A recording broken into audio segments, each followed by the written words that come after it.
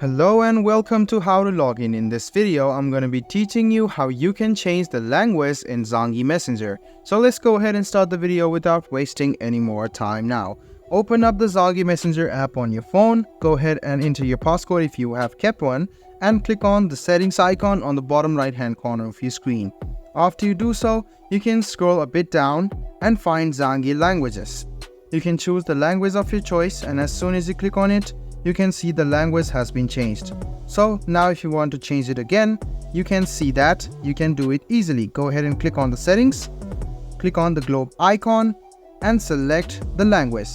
After you select it, you can see that the language will be changed. It's quite simple. Click on this globe icon which says Zangi languages. Now you can see there are a lot of languages you can choose from. As soon as you select the language, you can notice that the language will be changed. If you want to keep this as your default or the default language of the phone you're using, just go ahead and click on this device language option and it will be same as your device language.